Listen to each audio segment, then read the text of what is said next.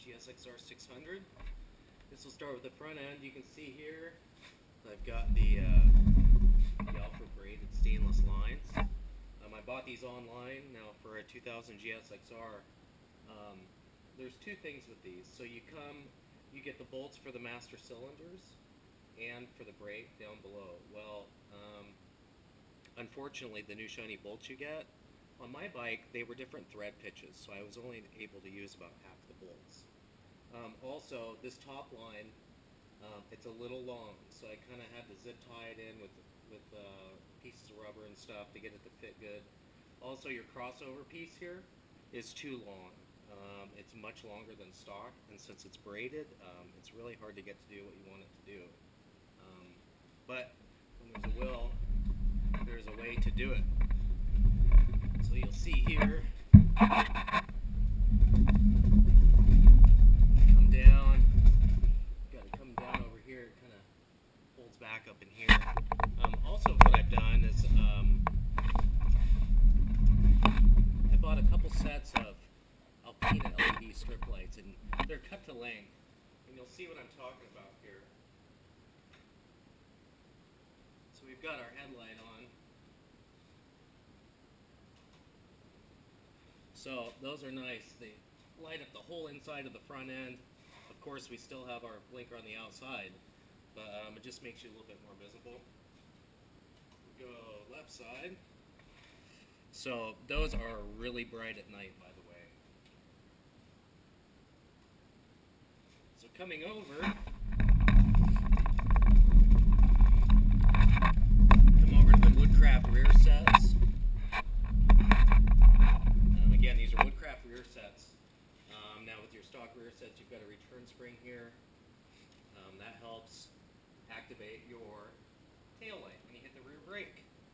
Well, unfortunately with these, there's no mount for that. So once you install these, you have no rear brake light with the rear brake. You can put your stock guard on here. I leave it open. Probably not a good idea, but I just like the way it looks. Again, we have the alpha braided stainless through here. Another thing I did is you can see how my strap doesn't exactly fit like it should.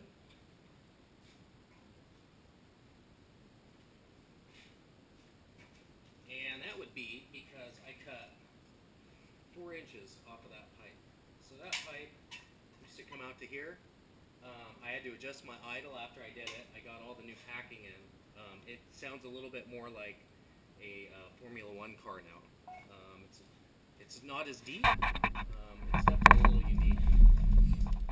Again, so some of these bolts here, some of the bolts you get with your Galfer kit will go in, some won't. I believe the back end, it just went straight in. Now this line, your rear stainless line, that's going to fit perfect. Again, you can see what I did here is I took pieces of hoses and stuff, just zip tied them in, and cleaned all that up. So now I don't have to worry about rubbing or anything unsightly. I'm now running the Bridgestone Battle Axe S20 tires, and I absolutely love them. I ran Bridgestones on my old Suzuki Katana for years before I bought this bike. So again, I removed the rear signals, and again I'm using the Alpina lights. So we'll start with our left turn signal. It's illegal because it's red, but it still is very visible at night. It's much more visible than stock. You'll see here, if we look up, try not to make this too shaky, those lights are also up in there for my tail light. They use way less power than stock. I also have replaced the regulator and rectifier in this, supposedly with 2 units that offer 8 to 10% more efficiency. Whether that's true or not, I don't know, because my rectifier was about dead. It completely melted out beforehand, so I don't know. Again, here's our Woodcraft. So I took all these stock parts, just rubber coated them basically with old pieces. So here's our shifter. Again, this is your guard now after you buy that stuff. Also, these are Woodcraft spools. Yay, big deal, 12 bucks. I paid about $270 for these, I think. They're not bad, they're pretty affordable. They're easy to get parts for. Moving on, so here's the side of the bike. That become a better look. Alright, what we'll do is we'll come up here. So here's the cockpit. So what we have is the Vortex gas cap. That's a pretty clean fit. Coming in, we've got the Scott's damper. I absolutely love it. The double bubble. I'm running the ASV shorty levers. And I do like the stock mirrors because I can see. I used to have lane spotters, and after a few years of that, I got sick of cars being the size of a Tic Tac. So here's my front end.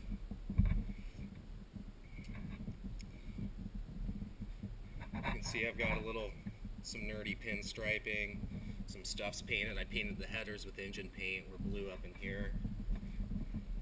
So there's the bike. So we'll come back around here. Or on this side. I'll show you guys what else I put in here. Since I use red, it's also illegal, but that's why I wired it the way I did. First of all, everything's hardwired. I took all the plastic off the bike to run all this stuff. In my state, white and yellow is acceptable, and you can't see the bulb. You need to only be able to see the glare, which I was successfully able to do. So we'll come up and look at my trunk here. So I've got the front end, the rear, and then the trunk. And then you can see all this is hardwired. It took me a long time just because I took my time with it. I was on vacation. I found some electrical problems in here while I was working on it, and fixed all that stuff too, so it was great. All this wiring runs through the frame under the tank, and I've added slack to it.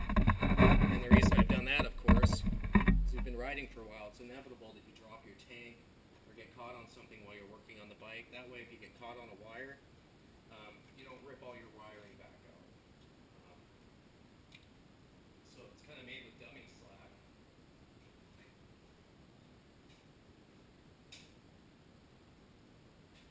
We get this shut.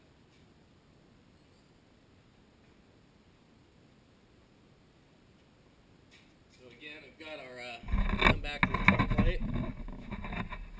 Come in here. We'll hit the rears. We'll hit the fronts. Make sure those are on. Come back down. Now it's about 5 o'clock. I'm in my garage. It's not that dark. These Alpina light sets are so bright that you can see them in the daytime. And you'll see, I don't know how this is going to come up on the video, but you get in there and it looks like all hell's breaking loose inside. Come up here, same thing. So again, it's pretty neat. I have to apologize, I am on the shop stool here. So I've got two sets in here, and I don't know if you can see it. I've got one here, and I've got one right here. Again, these are completely waterproof. You cut them to size, and then you silicone them. In the evening time, the front is always visible, whether it's nighttime or not. In the evening time, the rear end comes to life. We come out about 12 inches on each side of the bike is visible. It lights up the suspension inside, your rear set, all that. I ran 13-inch strips, so my light is here. It's running in there, and I've got, see, the wire coming loose. It's all run through. It is hardwired, and they're low amperage, so it's really not too taxing on my system, especially because I have a brand new regulator and rectifier. Get in there and look at that. Step back, have a look at it. The thing I really like about this is that you can see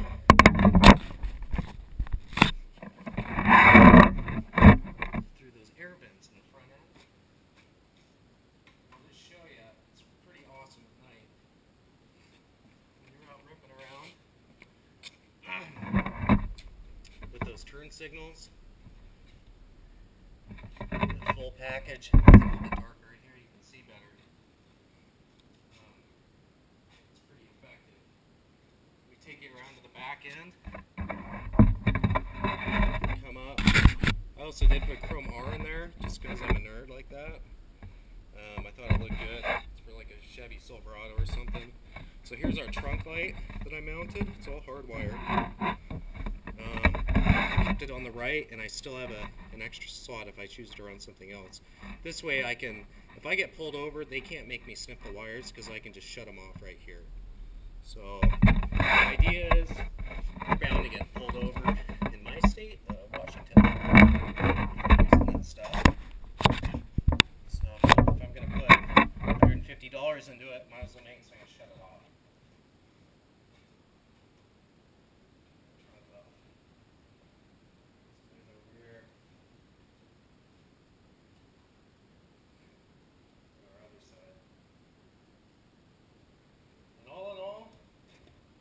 Runs pretty good. For a bike that's got about 25,000 miles on it. I do take good care of it. I can't afford brand new bikes like a lot of guys. Well, I shouldn't say that, but I can't afford that stuff, so I slowly put money into what I already have. Let's see if I can.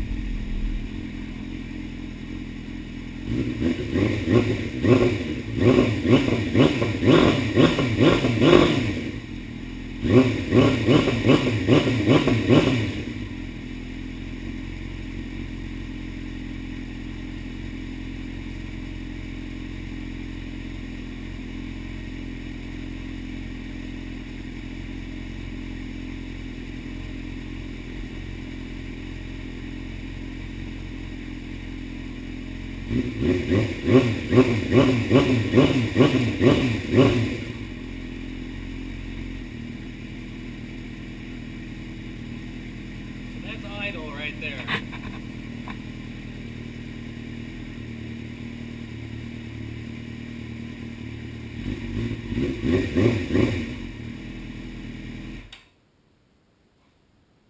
So, that's my jigsaw.